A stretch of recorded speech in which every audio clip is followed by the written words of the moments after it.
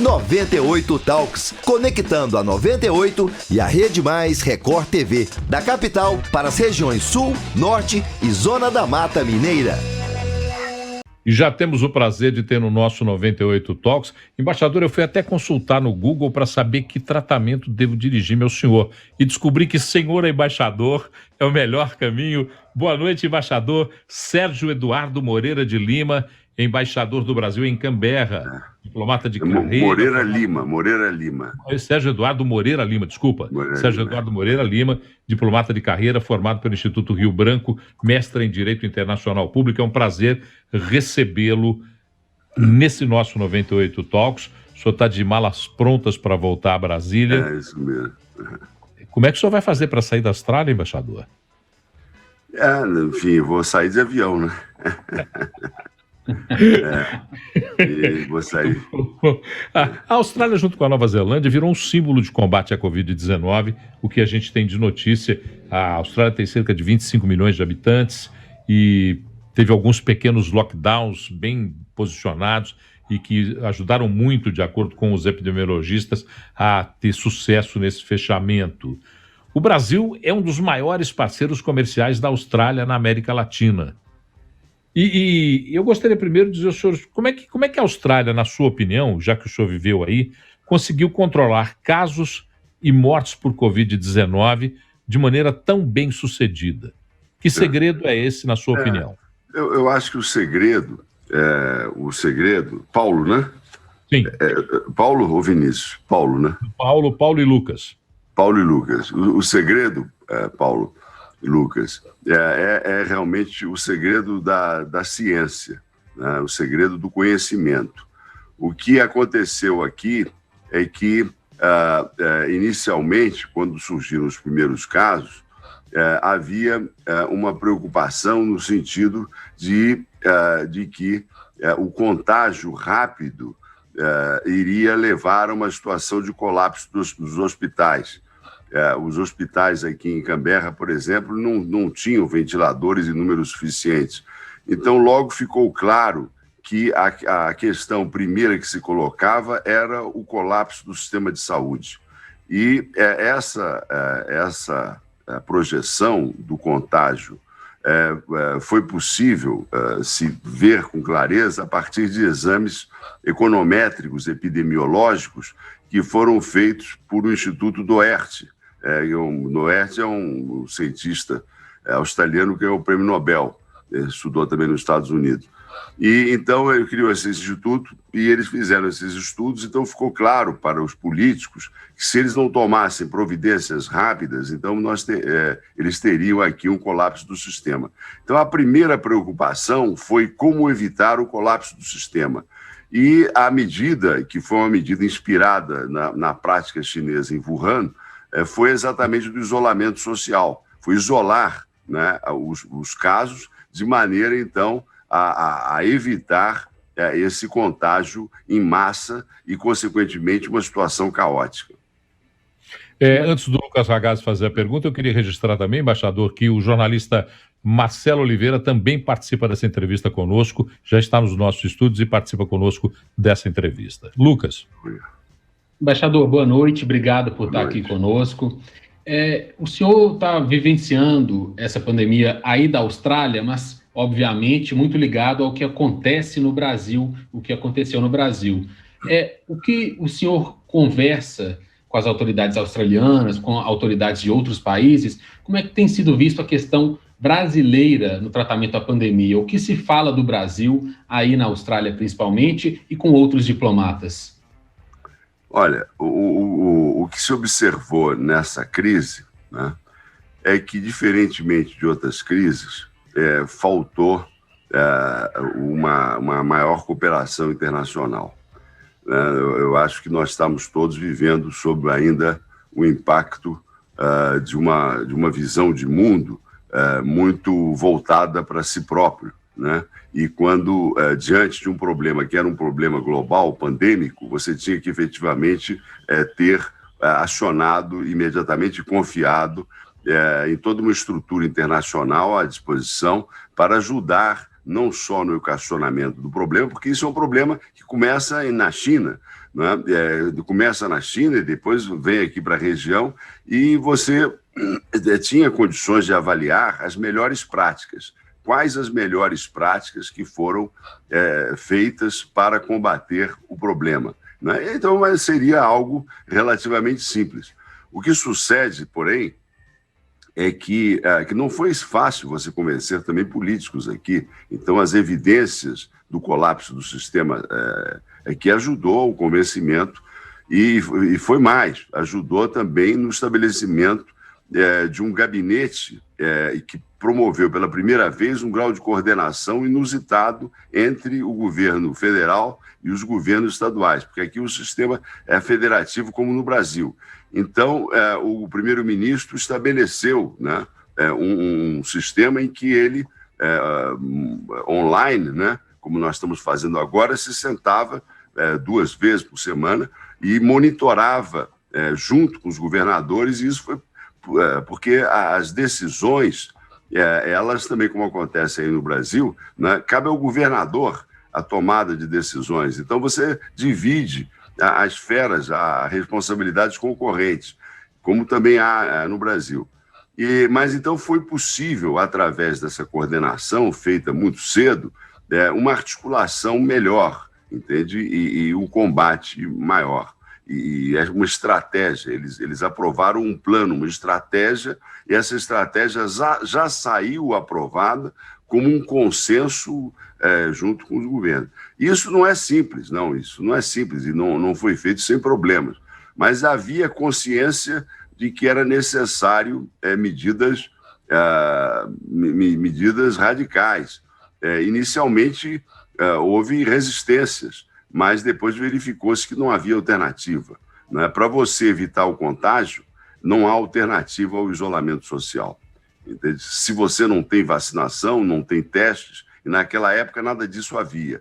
Então, a única maneira de você se permitir o tempo necessário para conhecer melhor o inimigo, né, o desafio que você tinha pela frente, era o isolamento social, que foi feito aqui com muita eficiência, muita rapidez, inclusive com sanções, né? As praias aqui, os australianos gostam muito de praia, né? Belíssimas praias, mas foram proibidas, foram fechadas e as pessoas eram multadas. Eles olham para o Brasil, você me perguntou sobre a comparação com o Brasil. Na realidade, não houve em nenhum momento, só agora, diante dos problemas mais sérios que estão ocorrendo no Brasil, é que você nota, então, uma preocupação maior aqui na imprensa, na mídia, né? Mas, de um modo geral, isso evoluiu sem que houvesse, provavelmente, sem que o Brasil fosse necessariamente um foco. Porque, como eu lhe disse, houve um problema sistêmico, a meu ver, que foi o problema de você não dar um tratamento internacional desde o início, confiando nas entidades, enfim, nos organismos internacionais que foram criados e desenvolvidos para ajudar nesse processo.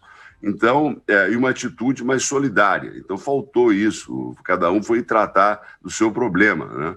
E isso, quer dizer, teve esse erro, a meu ver, inicial, sistêmico. Boa noite, embaixador, boa noite a todos. Paulo, Lucas.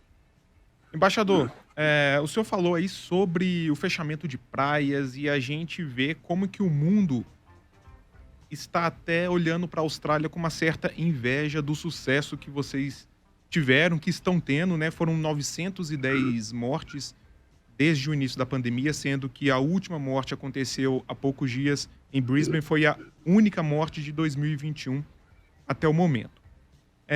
Quando a pandemia começou, a Austrália estava num momento muito vibrante com o Brasil. Eu lembro que no início de 2018, o então presidente Michel Temer encontrou com o primeiro-ministro, o Scott Morrison, e eles trataram de vários assuntos, e um deles foi de como encurtar a distância entre Brasil e Austrália, né?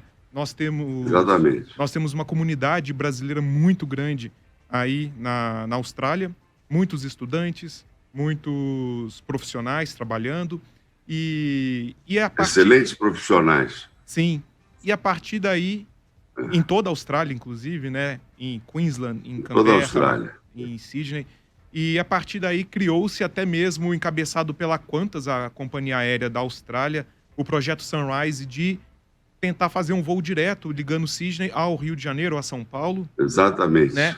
E veio a pandemia. Ou seja, estava no momento em que a ideia era encurtar a distância entre Brasil e Austrália, e a pandemia acabou distanciando ainda mais os dois países e os brasileiros que ficaram aí. Qual que é a situação deles hoje e dos brasileiros que estão que têm cidadania australiana estão fora, e até australianos que estão tentando voltar para a Austrália e não conseguem porque tem que fazer a quarentena, que custa em torno de $3.200, dependendo do estado. Tem a dificuldade também de conseguir uma vaga no voo, porque são limitados os números de pessoas que entram no país diariamente. Como é que estão administrando isso aí e como é que fica a relação dos brasileiros que estão aí na Austrália neste momento, embaixador? Não, o que acontece é o seguinte, a Austrália é um país muito interessante, hospitaleiro, muito organizado, uma grande economia, que embora tenha uma população pequena, é uma economia que é um pouco menor que a economia brasileira. E tem uma comunidade aqui, nós somos 50 mil brasileiros na Austrália e em torno de 27 mil estudantes, é o maior fluxo de estudantes fora da Ásia, né? É impressionante. Então, isso mostra bem como o brasileiro gosta de vir aqui, de viver aqui na Austrália.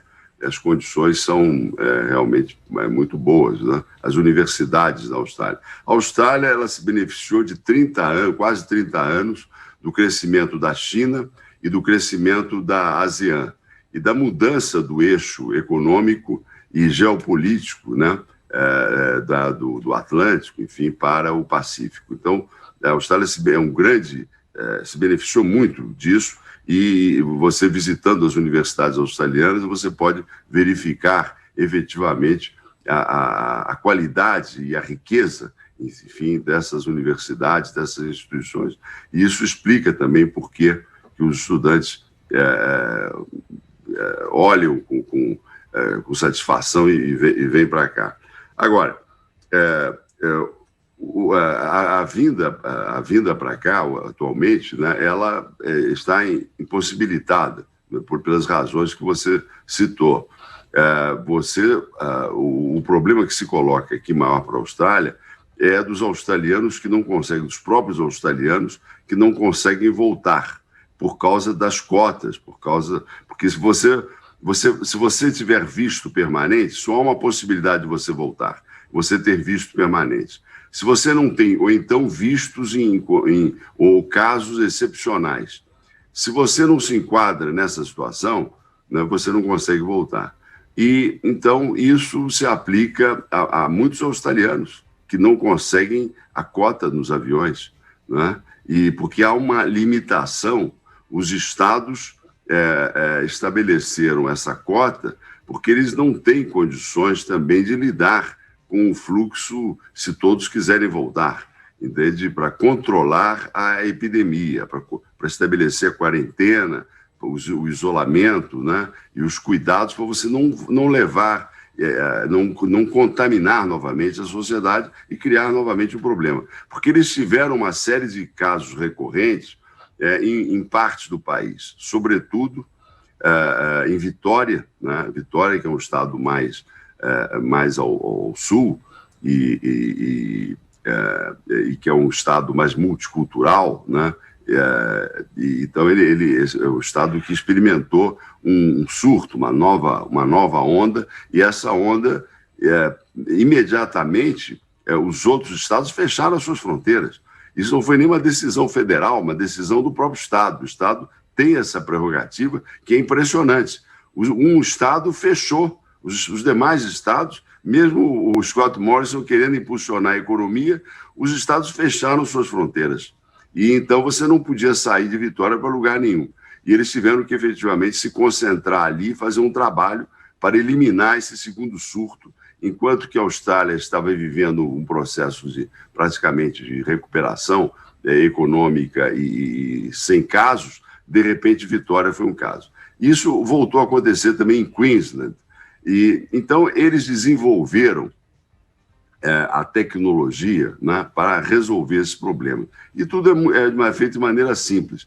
Em primeiro lugar, eles têm aplicativos que facilitam muito isso. Você, para entrar nos lugares aqui, se você vai entrar no McDonald's, né, você pega o seu telefone e você tem um programa que você coloca, então ele registra exatamente quem é você. Você não entra em nenhum lugar público sem aquele aplicativo. Porque se houver algum problema de contágio, a autoridade sanitária, ela sabe quem esteve lá. E imediatamente, automaticamente, você vai ter que ser quarentenado. E você sabe que você não, mesmo diplomata, que tem imunidade, essa coisa toda, todos os diplomatas se enquadram nisso, e vários, enfim, já receberam essa recomendação e aí ficam em quarentena em sua casa, como todos os demais. Então, você estabeleceu um mecanismo muito ágil para dizer, olha, houve um caso naquele restaurante de coisa, você fica em quarentena na sua casa, entende? Qualquer coisa, você busca o seu médico. Então, isso ajudou muito, além das medidas sanitárias, de você lavar a mão, sim, de você, enfim. Então, todo esse processo ajudou muito no combate à doença.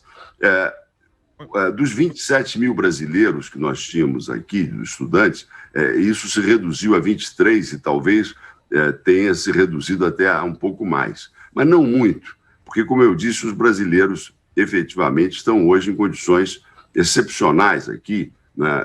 Enfim, a Austrália vive, como vocês assinalaram, uma situação de excepcionalidade no mundo, né? Então você aqui tem uma vida muito normal, entende?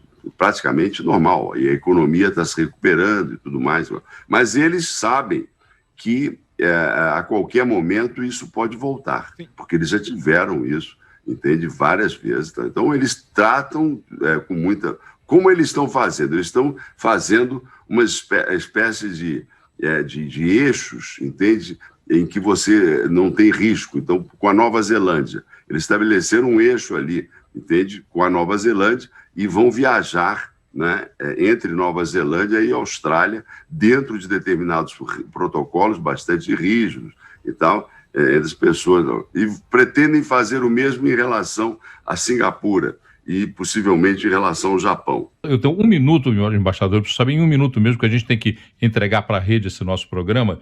Em um minuto, eu gostaria que o senhor me dissesse como está sendo o processo de vacinação na Austrália.